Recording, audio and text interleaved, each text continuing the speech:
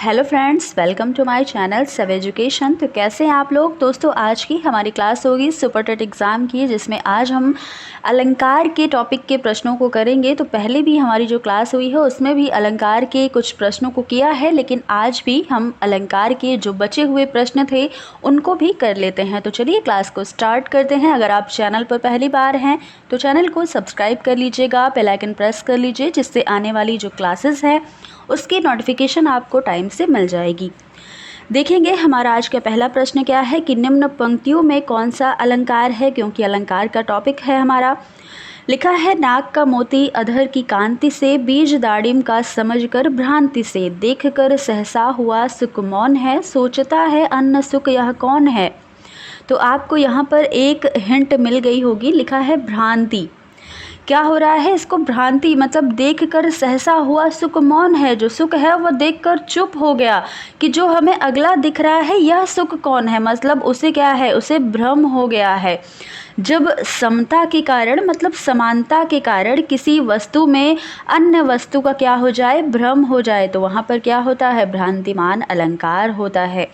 तो यहाँ पर भी हमारा भ्रांतिमान अलंकार है। ऑप्शन देख लीजिएगा, संदेह, भ्रांतिमान, प्रतीप और निदर्शना। तो ऑप्शन नंबर बी हमारा बिल्कुल सही हो जाएगा। अगले प्रश्न पर चलेंगे। लिखा है, सम सुबरन सुखमाकर, सुखद न थोर, सी अंग ससी कोमल, कनक कठोर। यहाँ पर कौन सा अलंकार है, निदर्शना है, व्यतिरेक है, समाशोक्ति है या अर्थांतरान्यास है। आपको बताना है कि कौन सा अलंकार है। तो दोस्तों, जब किसी विशेष गुण के कारण उपमेय को उपमान की अपेक्षा अधिक ऊंचा दिखा दिया जाता है तो वहाँ क्या होता है, वहाँ पर व्यतिरेक अलंकार होता है। तो यहाँ पर भी हमारा ऑप्शन नंबर बी मतलब व्यतिरेक अलंकार है। अगला प्रश्न है, पीपर पात सरिस मंडोला में मन क्या है। जो मन लिखा है इस पंक्ति में, ये मन क्या है, उपमेय है, उपमान है, वाचक है या धर्म है। तो यहाँ पर आपको बताना है। देखिए, इस पंक्ति में उपमा के चारों अंगों के उपस्थित होने के कारण पूर्णोपमा अलंकार है। पहली बात तो अलंकार कौन सा है, पूर्णोपमा अलंकार है। देखिए, पीपर पात क्या है, तो पीपर पात यहाँ पर उपमान हो जाएगा, मन हो जाएगा उपमेय, और डोला क्या हो जाएगा, तो डोला साधारण धर्म हो जाएगा, और सरिस जो है ये वाचक शब्द है। तो पूछा हमसे क्या है, मन पूछा है, तो मन क्या है, उपमेय है, मतलब ऑप्शन नंबर ए बिल्कुल सही हो जाएगा। अगला प्रश्न है, मुख रूपी चांद पर राहु भी धोखा खा गया। अब धोखा खा गया, बताइए, मुख रूपी चांद ऐसा मुख था कि राहु भी धोखा खा गया। तो इसमें अलंकार क्या होगा, श्लेष होगा, वक्रोक्ति होगा, उपमा होगा या रूपक होगा। तो जिस काव्य पंक्ति या वाक्य में कहीं पर भी आपको उपमेय पर उपमान का आरोप दिख जाए तो वहाँ क्या होता है, रूपक अलंकार होता है, यानी कि ऑप्शन नंबर डी सही है। यहाँ पर क्या है, कोई अंतर ही नहीं हमें दिख रहा है, तो क्या होगा, रूपक अलंकार होगा, ऑप्शन नंबर डी। अगले प्रश्न पर चलेंगे। मुख कमल समीप सजे थे दो, किसलय दल पुरैन के। यहाँ पर कौन सा अलंकार है, रूपक है, अतिशयोक्ति है, उत्प्रेक्षा है या फिर उपमा है। तो मुख रूपी कमल, यहाँ पर बात क्या हो रही है कि मुख रूपी कमल। तो आपको बताना है कि यहाँ पर अलंकार क्या है। देखिए, ये पंक्ति ली गई है कहाँ से, जयशंकर प्रसाद की आंसू नामक रचना से ली गई हैं। तो इसका जो आंसर है वो जल्दी से आपको करना है। तो आपको बता दें कि यहाँ पर भी क्या है, रूपक अलंकार ही होगा, क्योंकि उपमेय में उपमान का आरोप हो रहा है। तो ऑप्शन नंबर ए बिल्कुल राइट हो जाएगा। अगला प्रश्न है, चरण कमल बंदौ हरिराई में कौन सा अलंकार है, यमक है, रूपक है, श्लेष है या अनुप्रास है। तो ये जो पंक्तियां हैं इनमें रूपक अलंकार है, और इनका अर्थ क्या है। सबसे बड़ी बात, आपको अर्थ अगर पता होगा तब आप अच्छे से इसका अलंकार बता पाओगे। तो इसका अर्थ होता है, कमल रूपी चरण वाले जो हरि हैं उनकी मैं बार बार वंदना करता हूँ। तो जहाँ पर आपको रूपी शब्द दिख जाए ना, वहाँ पर क्या होता है, रूपक अलंकार होता है, यानी कि ऑप्शन नंबर बी बिल्कुल सही हो जाएगा। क्या हुआ है यहाँ, उपमेय और उपमान में कोई भेद नहीं है, तो क्या है, दोनों की स्थिति बिल्कुल समान है। तो स्थिति समान है तो क्या होगा, रूपक अलंकार होगा। अगला प्रश्न है, उदित उदय गिरिमंच पर रघुवर बाल पतंग, इनमें कौन सा अलंकार है, उपमा है, रूपक है, उत्प्रेक्षा है या व्यतिरेक है। तो जल्दी से बताइएगा। जहाँ पर उपमेय को उपमान के रूप में दिखाया जाता है वहाँ क्या होता है, रूपक अलंकार होता है। अभी मैंने आपको बताया था कि जहाँ पर कोई भी भेद नहीं दिखता उपमेय और उपमान में, दोनों की स्थिति क्या होती है, सेम होती है। तो क्या होता है, रूपक अलंकार होता है। तो यहाँ पर भी हमारा रूपक अलंकार होगा, ऑप्शन नंबर बी सही हो जाएगा। अगला प्रश्न है, सूर सूर तुलसी ससी उड़गन केशवदास अब के कवि खगोत सम जहाँ तहाँ करत प्रकाश। इसमें कौन सा अलंकार है, अनुप्रास है, यमक है, उत्प्रेक्षा है या विरोधाभास है। तो देखिए यहाँ पर दो सूर्य लिखे हैं और वर्ड तो सेम है लेकिन इनका अर्थ बिल्कुल अलग है। एक सूर्य का अर्थ होता है सूर्यदास से लिया गया और दूसरा जो सूर्य है इसका अर्थ सूर्य से तात्पर्य इसका है। तो यहाँ पर सेम वर्ड है लेकिन अर्थ क्या है, अलग हो जाता है। तो क्या होगा यहाँ पर हो जाएगा यमक अलंकार, अर्थात सूर्य जो है सूर्य हैं, तुलसी चंद्रमा है और केशवदास क्या है, नक्षत्र है और आधुनिक कवि जुगनों के समान जहाँ तहाँ प्रकाश फैलते हैं। तो ये इसका अर्थ हो जाएगा, क्या होगा, यमक अलंकार होगा, जहाँ हमें शब्द तो एक जैसे दिख जाए लेकिन उसका अर्थ अलग अलग हो जाए। अगला प्रश्न है, कनक कनकते सौगुनी मादकता अधिकाय। इसमें कौन सा अलंकार है, अनुप्रास है, रूपक है, यमक है या श्लेष है। तो कनक कनकते सौगुनी, इस पंक्ति में कनक शब्द 2 बार आया है ना, जैसे आपने पिछले देखा था सूर सूर, तो यहाँ पर भी कनक कनक 2 बार आया है। अब कनक कनक 2 बार आया तो जाहिर सी बात है इसका अर्थ अलग अलग होगा। जब अर्थ अलग होता है तो यमक अलंकार होता है, लेकिन जब अर्थ मतलब एक हो और शब्द अलग अलग हो तब कौन सा अलंकार होगा, ये आप कमेंट बॉक्स में बता दीजिएगा जल्दी से। तो यहाँ पर भी हमारा क्या है, यहाँ पर जो कनक कनक शब्द हैं इनका अर्थ अलग अलग है। एक कनक का अर्थ होता है धतूरा और दूसरे कनक का अर्थ है सोना। तो अलग अलग अर्थ है लेकिन शब्द क्या है, सेम है। तो भिन्न भिन्न अर्थ दे वहाँ क्या होता है, यमक अलंकार होता है। ऑप्शन नंबर सी सही हो जाएगा। अगला प्रश्न है, राम हृदय जाके नहीं विपत्ति सुमंगलता ही। राम हृदय जाके नहीं विपत्ति सुमंगलता ही। देखिए 2 पंक्तियाँ लिखी हैं लेकिन बिल्कुल सेम लिखी हैं। तो इनमें कौन सा अलंकार है, अनुप्रास अलंकार तो है लेकिन अनुप्रास का कौन सा भेद है, श्रुत्यानुप्रास, वृत्यानुप्रास, लाटानुप्रास या छेका अनुप्रास। तो ये तो आपको पता चल गया कि अनुप्रास अलंकार है, बट कौन सा अलंकार है। अनुप्रास अलंकार के भी कई सारे भेद होते हैं। तो देखिएगा इस पंक्ति के पूर्वार्ध का अर्थ क्या है कि जिनके हृदय में राम नहीं है उन्हें क्या होता है, विपत्ति आती है। और उत्तरार्ध का अर्थ है, जो नीचे वाली लाइन है उसका अर्थ होगा कि जिनके हृदय में राम है उन्हें किसी प्रकार की विपत्ति नहीं आती है। तो ये इसका अर्थ हो जाएगा। तो यहाँ क्या है, लाटा अनुप्रास हो जाएगा।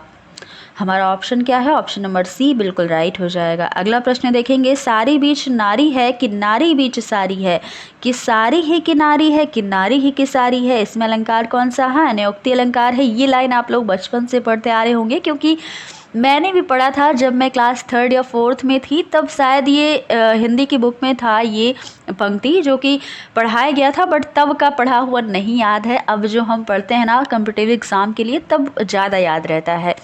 तो बताइएगा कौन सा अलंकार है, अनयोक्ति है, विरोधाभास है, संदेह है या फिर उपमा अलंकार है। तो जहाँ उपमेय और उपमान में समानता देखने को मिलती है, यह निश्चय नहीं होता, मतलब समानता तो देखने को मिलती है लेकिन हमें यह निश्चय नहीं होता कि उपमेय कौन सा है और उपमान कौन सा है, मतलब संदेह बना रहता है। तो वहाँ क्या होता है, संदेह अलंकार। जैसे आपको दिख रहा है कि लिखा है सारी बीच नारी है, मतलब सारी के बीच में नारी है या नारी के बीच में सारी है। तो मतलब यहाँ क्या हो रहा है, हमें संदेह हो रहा है। तो जहाँ संदेह हो रहा है तो वहाँ संदेह अलंकार हो जाएगा। बहुत ही सिंपल सा है। अगला प्रश्न देखिएगा, अजो तरेना ही रहो श्रुति सेवत इक रंग। इसमें कौन सा अलंकार है, श्लेष है, रूपक है, उपमा है या उत्प्रेक्षा है। तो जल्दी से आप इसका आंसर करिएगा। देखिए इस पंक्ति में जो तरेना लिखा है, तरेना ना इसका अर्थ 2 होगा। एक अर्थ कान में पहनने वाला आभूषण होता है, जो आप इयररिंग्स पहनते, जो लड़कियां इयररिंग्स पहनती है, लड़के तो नहीं पहनते हैं लेकिन आजकल कुछ लड़के भी इयररिंग्स पहनने लगे एक कान में, तो वही इसका अर्थ होगा। और दूसरे अर्थ की बात करें तो होगा कमतर, स्थान मिलता है। तो ये क्या होगा, यहाँ पर 2 अर्थ हो जाएंगे। एक अर्थ वेद, इस प्रकार जो श्रुति शब्द लिखा है, श्रुति शब्द का भी 2 अर्थ होगा, एक तो वेद हो जाएगा और दूसरा कान हो जाएगा। तो इस प्रकार से 2 अर्थ हो जाएंगे, शब्द एक ही लिखा है, अर्थ क्या है 2 है, तो क्या होगा, श्लेष अलंकार हो जाएगा। ऑप्शन नंबर ए बिल्कुल सही हो जाएगा। अगला प्रश्न है, जननी तू जननी भई विधि सन कछु न बसाए। कौन सा अलंकार है, छेकानुप्रास, वृत्या, लाटा या फिर इनमें से कोई नहीं। तो यहाँ पर ये तो पता चल गया कि अनुप्रास अलंकार है, बट अनुप्रास अलंकार का कौन सा भेद है।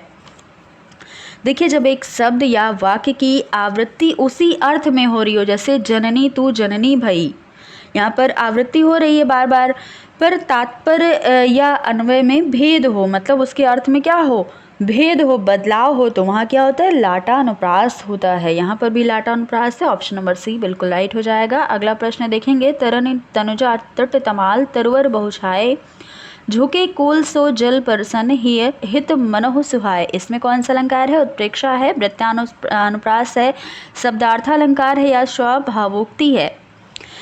तो इसका आंसर आपको करना है। देखिए, जहाँ एक अथवा एक से अधिक वर्ड समूह की एक से अधिक बार आवृत्ति होती है वहाँ वृत्तानुप्रास होता है। तो इस पंक्ति में भी ता वर्ड की आवृत्ति कई बार हुई है। तरनी में ता है, तनुजा में ता है, तट में ता है, तमाल में भी ता है, तरवर में भी ता है, मतलब ता वर्ड क्या बहुत बार हो रही है। तो क्या होगा, वृत्तानुप्रास हो जाएगा। ऑप्शन नंबर बी बिल्कुल राइट है। अगला प्रश्न देखेंगे, इन पंक्तियों में कौन सा अलंकार है। पंक्ति है, चारुचंद्र की चंचल किरणें खेल रही थी जलथल में। यमक अलंकार है, उपमा है, अनुप्रास है या श्लेष है। तो इस पंक्तियों में क्या है, अनुप्रास अलंकार हो जाएगा। हमारा ऑप्शन नंबर सी सही हो जाएगा। यहाँ पर क्या हो रहा है कि वर्डों की आवृत्ति हो, जहाँ पर अनुप्रास अलंकार होता है, ये तो आप सभी जानते हैं। तो चा की आवृत्ति हो रही है, चारु चंद्र की चंचल, चा चा बार बार आया है, तो क्या होगा, अनुप्रास अलंकार हो जाएगा। अगला प्रश्न देखेंगे, जेते तुम तारे तेते नभ में ना तारे हैं, मतलब जेते तुम तारे उतने नभ में तारे नहीं है जितना तुमने तार दिया है। तो ये यहाँ पर अलंकार कौन सा होगा, उपमा होगा, रूपक होगा, यमक होगा या फिर श्लेष होगा। तो बताना है आपको। देखिएगा ऑप्शन नंबर सी यानी कि यमक अलंकार यहाँ पर हो जाएगा। तो ये बहुत ही आसान सा शब्द है। इसका इस पंक्ति में क्या होगा, यमक अलंकार होगा जब काव्य में एक शब्द एक से अधिक बार आया हो और प्रत्येक बार उसका अर्थ जो है वो अलग अलग हो जाता हो। तो क्या हो जाता है, यमक अलंकार हो जाता है। ऑप्शन नंबर सी बिल्कुल राइट हो जाएगा। देखिए, इसका अर्थ अगर जान ले तो यहाँ पर इस पंक्ति में माँ गंगा के बारे में कहा गया है कि तुमने जितने लोगों को तारा है, मतलब तारे का मतलब कल्याण होता है, तो जितने लोगों का गंगा मैया ने कल्याण किया है उतने आकाश में तारे भी नहीं हैं। तो ये इसका अर्थ हो जाएगा कि गंगा मैया के बारे में कहा गया कि जितने लोगों को आपने तार दिया है, जितने लोगों का कल्याण कर दिया है, उतने तो तारे भी नहीं हैं आकाश में। तो ये इसका अर्थ हो जाएगा। हमारा ऑप्शन नंबर सी यानी कि यमक अलंकार यहाँ पर बिल्कुल सही हो जाएगा। अगला प्रश्न है, तीन बेर खाती थी वे तीन बेर खाती है, कौन सा अलंकार है, अनुप्रास है, श्लेष है, यमक है या अन्योक्ति है। तीन बेर खाती थी वे तीन बेर खाती है, यहाँ पर भूषण द्वारा लिखित है ये कविता।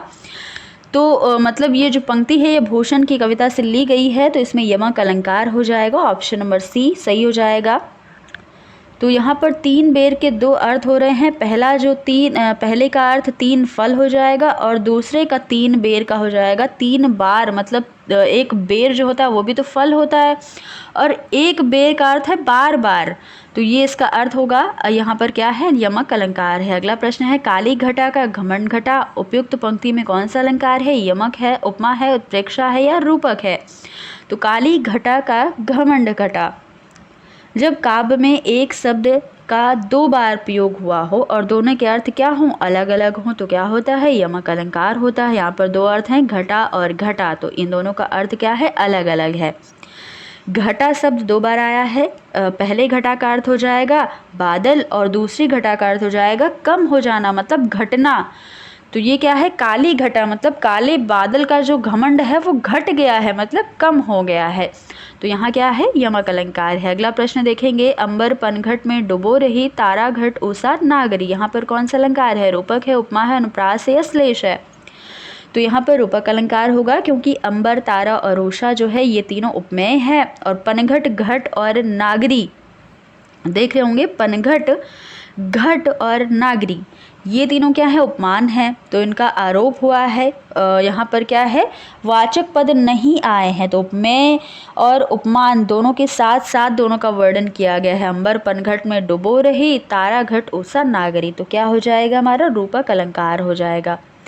अगला प्रश्न देखेंगे, पापी मनुज भी आज मुख से राम राम निकालते, यहाँ पर क्या है अलंकार, उदाहरण है विरोधाभास है, दृष्टांत है या विभावना है? कौन सा अलंकार होगा? देखिए दृष्टांत अलंकार हमारा बिल्कुल सही ऑप्शन हो जाएगा।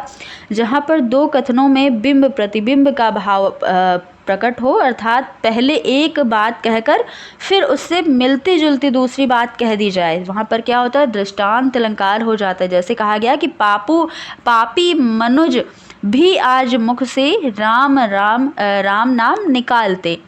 तो एक बात कही गई फिर उससे मिलती जुलती दूसरी बात कह दी गई, तो क्या होगा? दृष्टांत अलंकार, यानी कि ऑप्शन नंबर सी बिल्कुल सही हो जाएगा। तो दोस्तों ये थे हमारे अलंकार की कुछ प्रश्न जो पिछली क्लास के बचे हुए थे, तो ये हमने भी कवर कर लिया है। अब अगला हमारा जो टॉपिक होगा वो छंद का होगा, जल्दी आपको वो क्लास मिल जाएगी। तो दोस्तों आज की ये क्लास कैसी लगी, कैसे लगे आपको प्रश्न, आप कमेंट बॉक्स में ज़रूर बताइएगा।